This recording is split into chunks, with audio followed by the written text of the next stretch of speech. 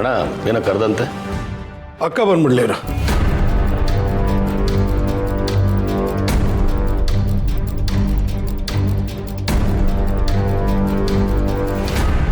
ಫಿರು ಬರಕ್ಕೆ ಹೇಳ್ದಂತೆ. ಹೌದಕ್ಕ, ಒಂದು ಇಂಪಾರ್ಟೆಂಟ್ ವಿಷಯ ಹೇಳೋದಿತ್ತು. ಸಾಲಿಗ್ರಾಮದಿಂದ ಅತ್ತೆಯವ್ರು ಬರ್ತಾ ಇದ್ದಾರೆ.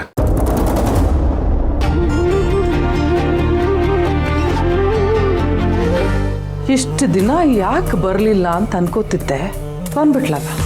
ತುಂಬ ವರ್ಷಗಳಾದಮೇಲೆ ಮೊದಲನೇ ಸಲ ಈ ಮನೆಗೆ ಬರ್ತಾ ಇದ್ದಾರೆ. ಅವ್ರನ್ನ ಆಧರಿಸೋ ಸತ್ಕಾರ ಮಾಡೋ ಅವಕಾಶ ನಮಗೆ ಸಿಗ್ತಾ ಇದೆ. ಅದು ನಮ್ಮ ಅದೃಷ್ಟ ಹಾಗೂ ಕರ್ತವ್ಯ ಕೂಡ. ಅವ್ರು ಉಳ್ಕೊಳ್ಳೋದಕ್ಕೆ ಎಲ್ಲ ವ್ಯವಸ್ಥೆ ಆಗಬೇಕು. ಯಾವುದೇ ಥರ ಕುಂದು ಕೊರತೆ ಆಗಬಾರ್ದು. ಸರಿ ಅಣ್ಣ, ಎಲ್ಲ ನಾನು ನೋಡ್ಕೋತೀನಿ. ಮತ್ತೆ ಇನ್ಯಾರು ಬರ್ತಿದ್ದಾರೆ? ನರಸಾಯವರು ಬರ್ತಾ ಇದ್ದಾರೆ. ಅಮ್ಮ ವಂದನಾ, ಅತ್ತೆಯವ್ರಿಗೆ ಊಟ ತಿಂಡಿ ಆರೈಕೆ ಎಲ್ಲ ನಿನ್ನ ಜವಾಬ್ದಾರಿ. ನಮ್ಮ ನಾನಿದ್ದೀನಲ್ಲಪ್ಪ, ನಾನು ಎಲ್ಲ ನೋಡ್ಕೋತೀನಿ.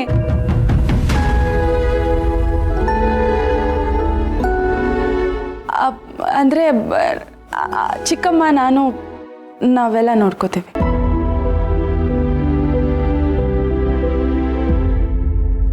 ಬಾಮ್ಮ ಇಲ್ಲಿ.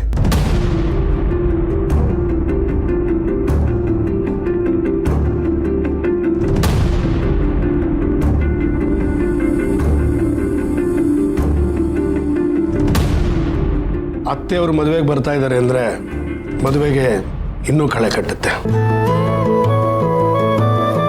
ಈ ಮದುವೆ ಬಗ್ಗೆ ಆಗಲಿ, ನಿನ್ನ ಜೀವನದ ಬಗ್ಗೆ ಆಗಲಿ, ನಿನ್ನ ಆಸೆಗಳ ಬಗ್ಗೆ ಆಗಲಿ, ಅಥವಾ ನನ್ನ ಹತ್ರ ಹೇಳ್ಕೊಳಕ್ಕಾಗದಿರೋ ಏನೋ ವಿಷಯ ಇದ್ದರೆ ನೀನು ಅತ್ತೆಯವ್ರ ಹತ್ರ ಹೇಳ್ಕೋಬೋದು.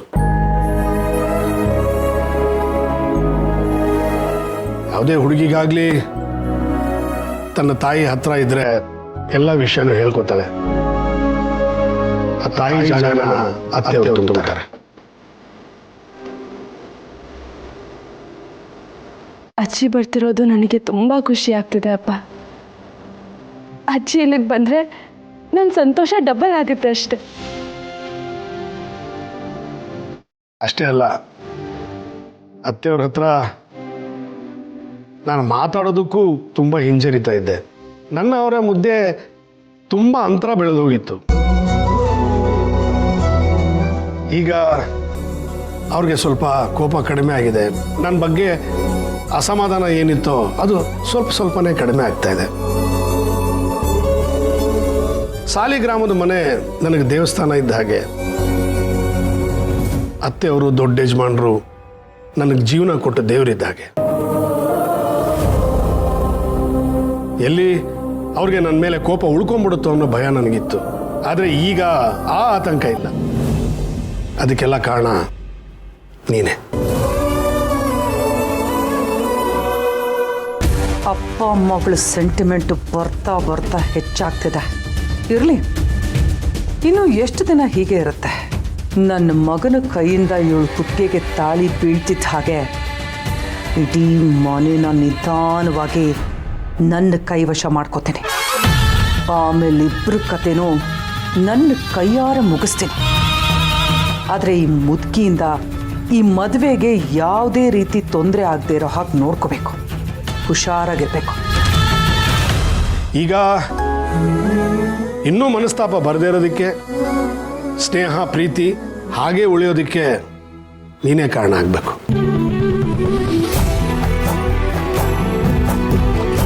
ಅತ್ತೆಯವ್ರನ್ನ ಚೆನ್ನಾಗಿ ನೋಡ್ಕೊ.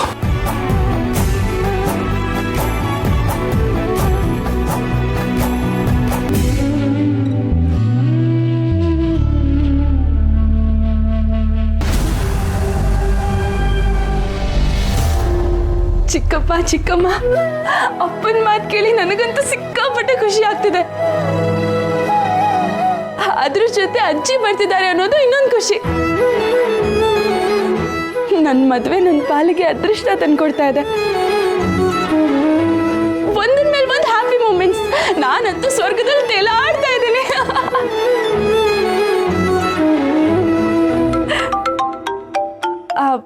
ಒಂದೇ ಒಂದು ನಿಮಿಷ. ನೋಡಿದ್ಯಾ ಶ್ರಾವಣಿ ಎಷ್ಟೊಂದು ಖುಷಿಯಾಗಿದ್ದಾಳೆ. ಇಷ್ಟೊಂದು ಖುಷಿಯಾಗಿದ್ದಾಳೆ ಅಂದರೆ ನಾವೇ ಅವಳನ್ನ ತಪ್ಪು ತಿಳ್ಕೊಂಡಿದ್ವಿ ಅನ್ಸುತ್ತೆ. ಅಣ್ಣನಿಗೆ ಮದನ್ ಬದಲಾಗಿದ್ದಾನೆ ಅಂತ ನಂಬಿಕೆ ಬಂದಿದೆ. ಆ ಬದಲಾವಣೆ ಶ್ರಾವಣಿಗೂ ಇಷ್ಟ ಆಗಿರ್ಬೋದು. ಅಕ್ಕ, ಅಣ್ಣ, ಶ್ರಾವಣಿ ಎಲ್ಲರೂ ಈ ಮದುವೆನ ಒಪ್ಕೊಂಡು ಖುಷಿಯಾಗಿರುವಾಗ ನಾವ್ಯಾಕೆ ಯೋಚನೆ ಮಾಡಬೇಕು? ಎಲ್ಲ ಒಳ್ಳೇದಾಗುತ್ತೆ ಬಿಡು. ಇಲ್ಲ ರೀ, ಎಲ್ಲರೂ ಸಂತೋಷವಾಗಿದ್ದಾರೆ ನಿಜ. ಆದರೆ ಎಲ್ಲೋ ಏನೋ ತಪ್ಪಾಗಿದೆ ಅಂತ ನನಗೆ ಅನ್ನಿಸ್ತಾ ಇದೆ. ಶುರು ಮಾಡ್ದೆ ನಿನ್ ಕತೆ. ಸ್ವರ್ಗದಲ್ಲಿದ್ರು ಒಂದು ಸಾಸಿವೆ ಕಾಳಷ್ಟಾದ್ರೂ ತಪ್ಪು ಹುಡುಕ್ತೀರ. ಈ ಹೆಣ್ಮಕ್ಳು ಗುಣನೇ ಇಷ್ಟು. ಯೋಚನೆ ಮಾಡ್ಬೇಡ, ಸುಮ್ಮನೆ ಇರು.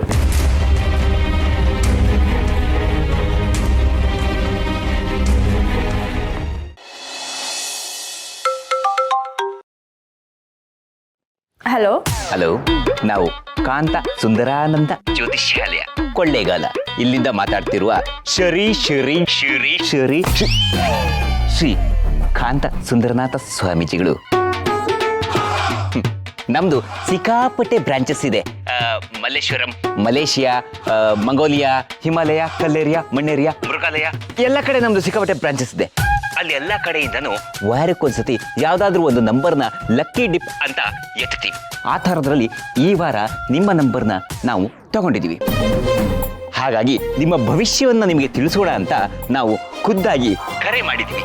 ನಿಮ್ಮ ನಂಬರು ಸೆಲೆಕ್ಟ್ ಆಗಿದೆ ಅಂತಂದ್ರೆ ನೀವು ಎಷ್ಟು ಲಕ್ಕಿ ಅನ್ನೋದನ್ನ ಇದರಲ್ಲಿ ನೀವು ತಿಳ್ಕೋಬಹುದು. ಹಲೋ ಇವರೇ, ಕಾಂತ ಸುಂದರಾನಂದ ಸ್ವಾಮೀಜಿ. ಆಯ್ತಾಯ್ತು. ಮಿಸ್ಟರ್ ಸ್ವಾಮಿಗಳೇ, ನನ್ನ ಭವಿಷ್ಯ ಈಗ ಚೆನ್ನಾಗೇ ಇದೆ. ಮುಂದೆ ಎಲ್ಲ ಚೆನ್ನಾಗೇ ಆಗುತ್ತೆ ಅಂತ ನನಗೆ ಗೊತ್ತು. ನನಗೆ ನಿಮ್ಮ ಅವಶ್ಯಕತೆ ಇಲ್ಲ, ಫೋನ್ ಇಡಿ. ಹಲೋ ಶ್ರಾವಣಿ ಅವರೇ. ಸ್ಟ್ರೆಸ್ ಆಗುತ್ತಾರ ಮಾತಾಡೋ ಅಂದ್ರೆ ಅವ್ರ ಹೆಸರು ಹಿಡಿದು ಕರಿತೀಯೇನೋ, ಗೂಬೇನ ನಮಗನೇ ಗೊತ್ತಾಗಲ್ವಾ ಅವ್ರಿಗೆ? ನೋಡಿ ಹೇಗೆ ನೀವು ಯಾರು ಅಂತ ಗೊತ್ತಿಲ್ಲದೆ ನಾನು ನಿಮ್ಮ ಹೆಸರನ್ನ ಹೇಗೆ ಹೇಳಿದೆ ಅಂತ. ಈಗಲಾದ್ರೂ ನನ್ನ ಪವರ್ ಏನು ಅನ್ನೋದು ಗೊತ್ತಾಯ್ತಾ ನಿಮಗೆ? ಬರೀ ವಾಯ್ಸ್ ಕೇಳಿ ಅಂಡರ್ ಎಸ್ಟಿಮೇಟ್ ಮಾಡಬೇಡಿ. Don't under estimate the estimation. Because estimation is estimating you. Do not estimate me. Because you estimated the estimation and you. ರೀ ಸ್ವಾಮಿಗಳೇ, ಈ ಕಾಲದಲ್ಲಿ ಬರೀ ಫೋನ್ ನಂಬರ್ ಹಾಕಿದ್ರೆ ಸಾಕು, ಹೆಸರು, mail ID, social media account ಎಲ್ಲ ಗೊತ್ತಾಗ್ಬಿಡುತ್ತೆ. ಅಂಥದ್ರಲ್ಲಿ ನನ್ನ ಹೆಸರು ಹೇಳೋಕ್ಕೆ ನೀವೇ ಬೇಕಾ ನನಗೆ?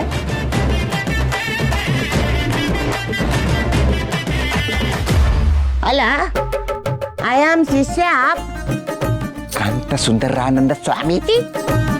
I am shishya of Kanta Sundara Ananda Swamiji. ಇವಾಗ ಸ್ವಾಮೀಜಿಗಳು ಕೈಲಾಸದಲ್ಲಿದ್ದಾರೆ. ನೀವು ತಪ್ಪು ತಿಳ್ಕೊಬೇಡಿ. ಗುರುಗಳು ಒಳಗಣ್ಣಿಂದನೇ ಎಲ್ಲ ತೂಗಿ ಅಳದು ತೂಕ ಹಾಕಿ ನೋಡ್ಬಿಡ್ತಾರೆ. ನಿಮ್ ಪ್ರೀತಿಸ್ತಿರೋ ಹುಡುಗ, ನಿಮ್ಮ ಮಧ್ಯೆ ಇರೋ ಅಂತಸ್ತಿನ ವ್ಯತ್ಯಾಸ ಎಲ್ಲ ನಮ್ಮ ಗುರುಗಳು ಒಳಗಣ್ಣಿಗೆ ಗೊತ್ತಾಗ್ಬಿಟ್ಟಿದೆ. ಯಾರು ನೀವು? ಹೇಳಿದ್ದಲ್ಲ ನಾನು, ಶ್ರೀ ಶ್ರೀ ಶ್ರೀ ಕಾಂತ ಸುಂದರಾನಂದ ಸ್ವಾಮೀಜಿ ಅವರ ಪ್ರಿಯ ಶಿಷ್ಯ. ಹೌದಮ್ಮ, ನಾವು ಹೇಳುತ್ತಿರುವುದೆಲ್ಲವೂ ಸತ್ಯ. ಹೌದು, ನೀನು ಜೀವನದಲ್ಲಿ ಪ್ರೀತಿ ಸಿಗಬೇಕು ಅಂತ ತುಂಬಾ ಕಷ್ಟಪಟ್ಟಿದ್ಯಾ. ಪ್ರೀತಿಸಿದ ಹುಡುಗನ್ನೇ ಮದುವೆ ಆಗಬೇಕು ಅಂತ ಅನ್ಕೊಂಡಿದ್ಯಾ. ಆದ್ರೆ ಒಂದು ದೋಷ ಇದೆ. ನೀನು ನಾನು ಹೇಳ್ದಂಗೆ ಕೇಳಿದ್ರೆ ನಿನ್ನ ಹುಡುಗನ ಜೊತೆ ಮದುವೆ ಆಗತ್ತೆ. ಇಲ್ಲ ಅಂದ್ರೆ ಮನೆಯವರು ನಿನಗೆ ಬೇರೆ ಹುಡುಗನ್ ನೋಡಿ ಮದುವೆ ಮಾಡ್ಬಿಡ್ತಾರೆ. ಎಚ್ಚರಿಕೆ.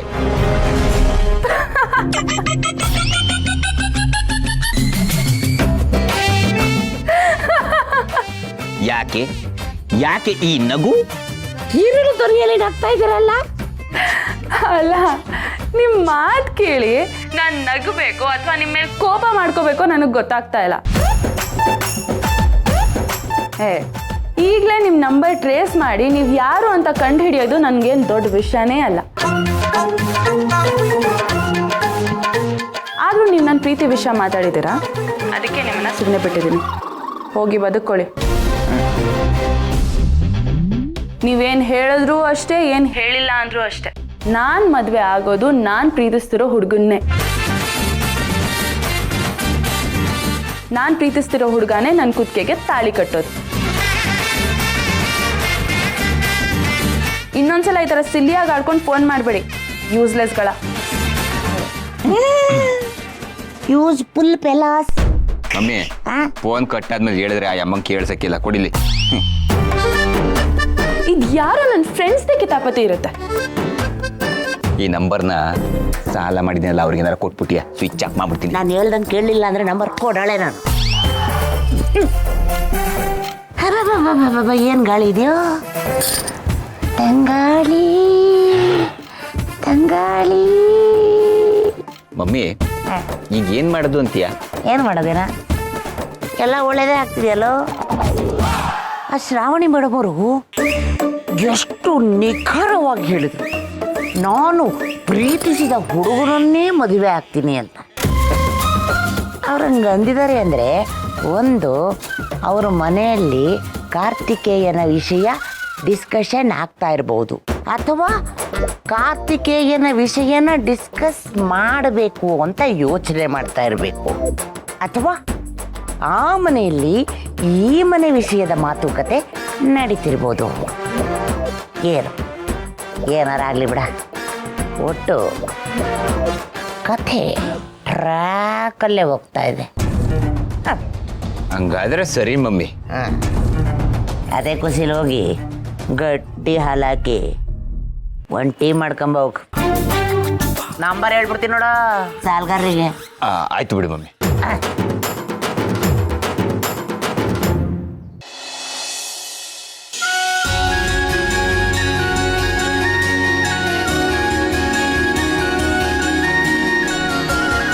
ಅಂತೂ ಈ ಶ್ರೀವಲ್ಲಿನ ಸುಬ್ಬಂಗೆ ಕೊಟ್ಟು ಮದುವೆ ಮಾಡೋಕ್ಕೆ ನಮ್ಮ ಅಕ್ಕ ಒಪ್ಕೊಂಡ್ಬಿಟ್ಲು. ಮಿನಿಸ್ಟ್ರು ಪಿ ಎ ಅಂದರೆ ಏನು ಕಮ್ಮಿನಾ? ಮಿನಿಸ್ಟ್ರು ಪಿ ಎ ಈ ಮನೆಗೆ ಅಳಿಯ ಅಂದಮೇಲೆ ಬರೀ ಮಿನಿಸ್ಟ್ರ್ ಹೆಸರು ಹೇಳ್ಕೊಂಡೆ ಲಕ್ಷ ಲಕ್ಷ ಹಣ ದೋಚ್ಕೊಂಡ್ಬಿಡ್ಬೋದು. ನಮ್ಮ ಅಕ್ಕಂಗೆ ಬುದ್ಧಿನೇ ಇಲ್ಲ. ಬಂದೆ ಬಂದೆ ಬಂದೆ ಹೂ ತಂದೆ. ಒಂದು ನಿಮಿಷ. ಅಬ್ಬಾ, ದಂತ ಗೊಂಬೆ ತರ ಇದ್ದಾಳೆ ನನ್ನ ಮಗಳು. ಮತ್ತೆ ಇವಳನ್ನ ಹೀಗೆ ನೋಡ್ತೀನೋ ಇಲ್ವೋ ಅನ್ಕೊಂಡ್ಬಿಟ್ಟಿದ್ದೆ. ಶ್ರೀವಲ್ಲಿ, ಯಾಕೆ ಹೀಗಿದ್ಯಾ? ನಿಮ್ಮಮ್ಮ ಮದುವೆಗೆ ಒಪ್ಕೊಂಡಾಯ್ತಲ್ಲ, ಈಗಲಾದರೂ ಸ್ವಲ್ಪ ನಗಬಾರ್ದಾ? ಚಿಕ್ಕಮ್ಮ, ಮದುವೆಗೆ ಅಮ್ಮ ಅಷ್ಟೇ ಒಪ್ಪಿರೋದು, ಸುಬ್ಬು ಅಲ್ಲ. ನನ್ನ ಜೀವನದಲ್ಲಿ ನಾನು ಖುಷಿಯಾಗಿ ನೆಮ್ಮದಿಯಾಗಿ ಸಂತೋಷವಾಗಿರಬೇಕು ಅಂದರೆ ಸುಬ್ಬು ನನ್ನ ಮದುವೆ ಆಗಕ್ಕೆ ಒಪ್ಕೋಬೇಕು. ಯಾಕೆ ಒಪ್ಪಲ್ಲ? ಅಲ್ಲ ಶ್ರೀವಲ್ಲಿ, ನಿನ್ಗೇನು ಕಮ್ಮಿ ಆಗಿದೆ? ಅಪರಂಜಿ ಅಂತ ಹುಡುಗಿ ನೀನು, ಬಂಗಾರದ ಗೊಂಬೆ ಹಂಗಿದ್ಯಾ. ಆ ಸುಬ್ಬುನ ಮನ್ಸಾರೆ ಪ್ರೀತಿ ಮಾಡ್ತಿದ್ಯಾ ಅಂದಮೇಲೆ ಅವನು ಯಾಕೆ ನಿನ್ನನ್ನು ಒಪ್ಕೊಳ್ಳಲ್ಲ? ಒಪ್ಕೊಳ್ಳೇಬೇಕು. ಒಪ್ಕೊಳ್ಳಿಲ್ಲ ಅಂದರೆ ನಮ್ಮ ಅಕ್ಕ ಬಿಡ್ಬೇಕಲ್ಲ. ಹೇಗಾದರೂ ಮಾಡಿ ಆ ಸುಬ್ಬುನ ಒಪ್ಸ್ತಾಳೆ ಅಲ್ವಾ ಅಕ್ಕ? ಅಯ್ಯೋ, ನನ್ನ ಕೈಲಿ ಯಾಕೆ ಒಪ್ಸಕ್ಕಾಗಲ್ಲ? ಈ ಇಂದ್ರ ಒಂದು ಸರಿ ಮನಸ್ಸು ಮಾಡಿದ್ರೆ ಮುಗೀತು. ಬೇಡ್ಕೊಂಡಾದ್ರೂ ಸರಿ ಅಥವಾ ಬೆದರಿಕೆ ಹಾಕಾದ್ರೂ ಸರಿ, ನಾನು ಒಪ್ಪಿಸ್ತೀನಿ. ನಾನು ಅನ್ಕೊಂಡಿದ್ದನ್ನ ಸಾಧಿಸ್ತಾ ಬಿಡೋಳಲ್ಲ ಅಷ್ಟೇ. ಇದು ಬೇಕಾಗಿದ್ದು. ಶ್ರೀವಲ್ಲಿ, ನಿಮ್ಮ ಅಮ್ಮನ ಬಗ್ಗೆ ನಿನಗೆ ಗೊತ್ತಿಲ್ಲ.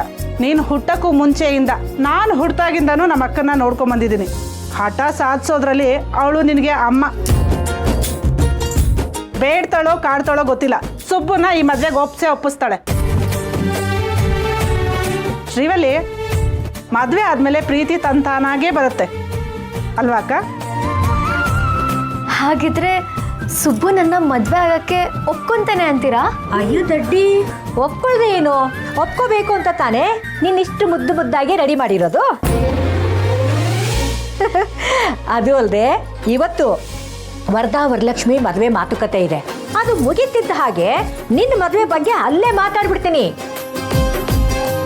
ಸುಬ್ಬನು ಒಪ್ಪಿಸ್ತೀನಿ. ಒಂದೇ ಮುಹೂರ್ತದಲ್ಲಿ ಒಂದೇ ಚೌಟ್ರಿಲಿ 2 ಮದುವೆ ಮಾಡ್ಬಿಡ್ಬೇಕು ಅಂತ ಮಾತಾಡ್ಬಿಡ್ತೀನಿ. ಒಂದ್ ತಿಳ್ಕೊ, ನಾನು ವಾಪಸ್ ಇಲ್ಲಿಗೆ ಬರಬೇಕು ಅಂದ್ರೆ ನಿನ್ನ ಮದುವೆ ಡೇಟು ಫಿಕ್ಸ್ ಮಾಡ್ಕೊಂಡೇ ಬರೋದು.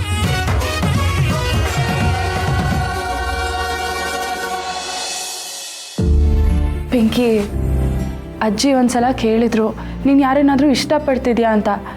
ಆಗ ನಾನು ಇಲ್ಲ ಅಂತ ಹೇಳಿದ್ದೆ. ಅವತ್ತು ಅಜ್ಜಿ ಹತ್ರ ಸುಳ್ಳು ಹೇಳಿರೋದಕ್ಕೆ ಇವತ್ತು ಸಾರಿ ಕೇಳಬೇಕು. ಅಜ್ಜಿಗೆ ಸುಬ್ಬುನೇ ಹುಡುಗ ಅಂತ ಗೊತ್ತಾದರೆ ಅವ್ರು ಖುಷಿ ಪಡ್ತಾರೆ ಅಲ್ವಾ? ತುಂಬ ಖುಷಿ ಪಡ್ತಾರೆ ಅಕ್ಕ, ಚಿಂತನೆ ಮಾಡಬೇಡ.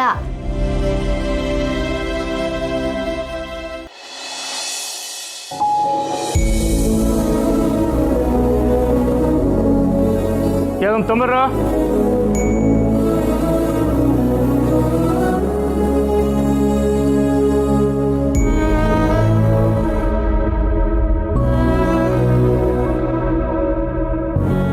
ಅಜ್ಜಿ ಆಶೀರ್ವಾದ ಮಾಡಿ.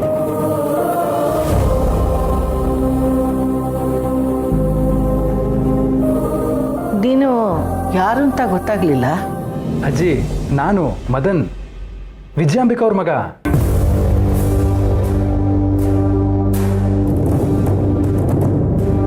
ಮಾವ, ಸುರೇಂದ್ರ ಮಾವ, ಒಂದ್ರಾತೆ, ಶ್ರಾವಣಿ, ಯಾರು ಬಂದಿದ್ದಾರೆ ನೋಡಿ. ಏನಾದರೂ ಬಂದ್ರಾ? ಬಾ ನೋಡೋಣ.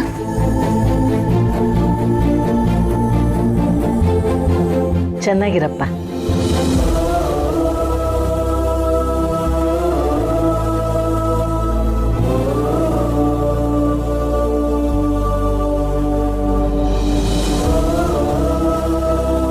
ಎಲ್ಲಿ ನನ್ನ ಮೊಮ್ಮಗಳು ಕಾಣ್ತಾನೆ ಇಲ್ಲ.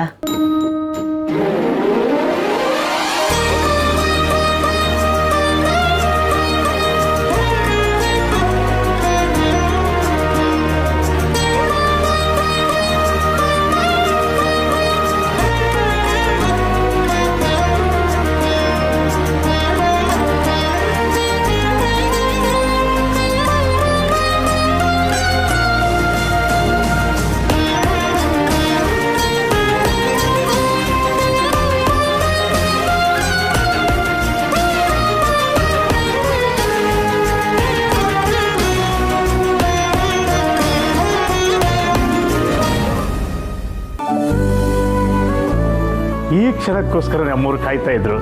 ದಾರಿಯುದ್ದಕ್ಕೂ ಅಮ್ಮವರು ಮೊಮ್ಮಗಳಲ್ಲಿ ಯಾವಾಗ ನೋಡ್ತೀನೋ ಅನ್ನೋ ಕಾತ್ರದಲ್ಲೇ ಬಂದರು. ಇಷ್ಟು ದಿವಸ ಅಜ್ಜಿ ಮೊಮ್ಮಗಳು ಪ್ರೀತಿನ ಸಿನಿಮಾದಲ್ಲಿ ನೋಡಿದ್ದೆ, ಆದರೆ ಇವತ್ತು ನಿಜವಾಗ್ಲೂ ನೋಡಿದಾಗಾಯ್ತು. ಅಜ್ಜಿ, ನೀವು ಈ ಮನೆಗೆ ಬಂದಿದ್ದು ದೇವತೆ ಬಂದಾಗೆ ಆಯ್ತು ಅಜ್ಜಿ. ಇವನ್ ಯಾಕೋ ಸ್ವಲ್ಪ ಓವರಾಗಿ ಆಡ್ತಿದ್ದಾನಲ್ಲ. ಇವನ್ಗೂ ಇವನ್ ಆಡ್ತಿರೋ ಮಾತಿಗೂ ಲಿಂಕ್ ಆಗ್ತಿಲ್ವಲ್ಲ. ಹೇಗಿದ್ದೀರಾ ಅತ್ತೆ? ಪ್ರಯಾಣ ಎಲ್ಲ ಆರಾಮಾಗಾಯ್ತಲ್ವಾ? ಪ್ರಯಾಣ ಆರಾಮಾಗೇ ಆಯಿತು. ಆದರೆ ಅಮ್ಮವರು ಬೆಂಗಳೂರಿನೂ ಬರಲಿಲ್ವಾ? ವೀರು ಮನೆ ಸಿಕ್ಲಿಲ್ವಾ? ಮೊಮ್ಮಗಳು ಮನೆಯಲ್ಲಿ ಇರ್ತಾಳೋ ಇಲ್ವೋ ಅನ್ನೋ ಯೋಚನೆಯಲ್ಲೇ ಬಂದರು. ಅಜ್ಜಿ ಮನೆಗೆ ಬರ್ತಾರೆ ಅಂದಮೇಲೆ ನಾನು ಇನ್ನು ಎಲ್ಲಿಗೆ ಹೋಗಲಿ?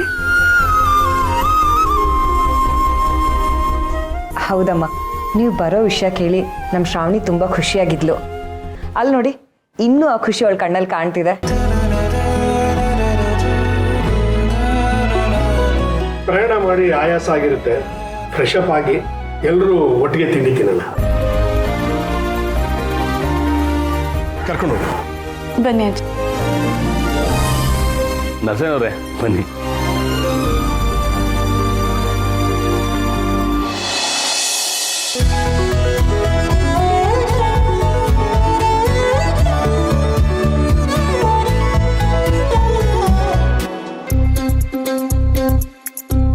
ಇದೇನು ಯಾರು ಕಾಣಿಸ್ತಾನೆ ಇಲ್ಲ?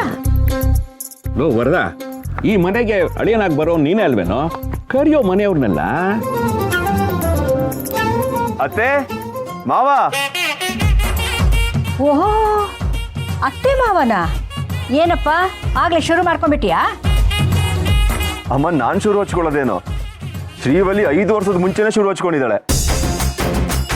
ಸುಮ್ಮನೆ ಇರೋ. ಅವಳು ಈಗ ಅವ್ರನ್ನ ಅತ್ತೆ ಮಾವ ಅಂತಾನೆ ಕರೆಯೋದು. ಕರೀಲಿ ಬಿಡಕ್ಕ, ಮದುವೆನೇ ಫಿಕ್ಸ್ ಆಗಿದೆ. ಕೊಟ್ಟು ತಗೊಳ್ಳೋ ಸಂಬಂಧ ಬೇರೆ. ಮಾತುಕತೆಗೆ ಬಂದಿದ್ದೀವಿ ಅಂದಮೇಲೆ ಅತ್ತೆ ಮಾವ ಅಂತ ಕರೆಯೋದ್ರಲ್ಲಿ ಏನು ತಪ್ಪಿದೆ? ಆದರೂ ಅದು ಆ ಸುಬ್ಬು ಒಪ್ಕೊಂಡ್ಮೇಲೆ ತಾನೇ.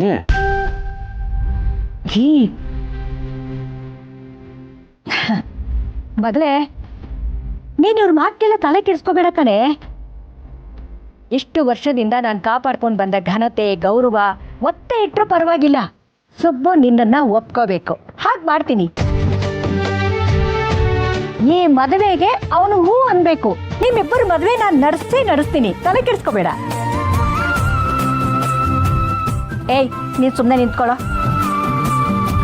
ಶ್ರೀವಲಿ, ನೀನೇ ಕರಿ ಅವ್ರು. ಅಮ್ಮ, ಮೂಕಣೆ, ನಾನೇ ಹೇಳ್ತಾ ಇದ್ದೀನಿ. ನಿಮ್ಮ ಅತ್ತೆ ಮಾವನ್ನ ನೀನೇ ಕರಿ ಅಂದೆ.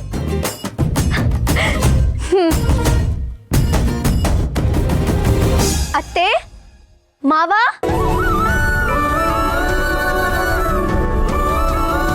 ನಮಸ್ಕಾರ. ನಮಸ್ಕಾರ. ಬನ್ನಿ ಬನ್ನಿ ಬನ್ನಿ. ದಯವಿಟ್ಟು ಕ್ಷಮಿಸ್ಬೇಕು, ಒಳಗಡೆ ಇದ್ವಿ, ನೀವು ಬಂದಿದ್ದೇ ಗೊತ್ತಾಗ್ಲಿಲ್ಲ. ಪರವಾಗಿಲ್ಲ.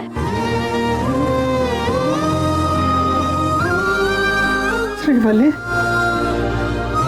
ಹೇಗಮ್ಮ ಇದೆಯಾ? ಅತ್ತೆ ನಾನ್ ಚೆನ್ನಾಗಿದ್ದೀನಿ, ಅದಕ್ಕೆ ತಾನೇ ಇಲ್ಲಿಗೆ ಬಂದಿರೋದು. ಒಳ್ಳೇದಾಯ್ತಮ್ಮ, ಏನು ನೊಂದ್ಕೋಬೇಡ. ನೊಂದ್ಕೊಳ್ಳೋಂಥದ್ದು ಏನಿಲ್ಲ. ಸಂತೋಷದ ವಿಚಾರನ ಮಾತಾಡೋಕ್ಕೆ ಸಂತೋಷವಾಗೇ ಬಂದಿದ್ದೀವಿ. ನೀವು ಅಷ್ಟೇ ಮನಸ್ಸಲ್ಲಿ ಏನು ಇಟ್ಕೋಬೇಡಿ. ಹೊಸ ಸಂಬಂಧ ಬೆಳೆಸೋವಾಗ ಹಳೆದನ್ನೆಲ್ಲ ಮರ್ತ್ಬಿಡ್ಬೇಕು. ಆ ಭಗವಂತ ಋಣಾನುಬಂಧನ ಸಂಬಂಧನ ಮೊದಲೇ ನಿರ್ಧಾರ ಮಾಡಿರ್ತಾನೆ. ನಾವಿಲ್ಲಿ ನೆಪ ಮಾತ್ರ ಅಷ್ಟೇ. ಸರಿಯಾಗಿ ಹೇಳಿದ್ರಿ. ಅವ್ನು ಆಡಿಸ್ತಾನೆ, ನಾವು ಆಡಬೇಕು. ಅವ್ನು ಗಂಟಾಕ್ಸ್ತಾನೆ, ನಾವು ಬಾಳ್ಬೇಕು. ಅಯ್ಯೋ, ಬನ್ನಿ ಬನ್ನಿ.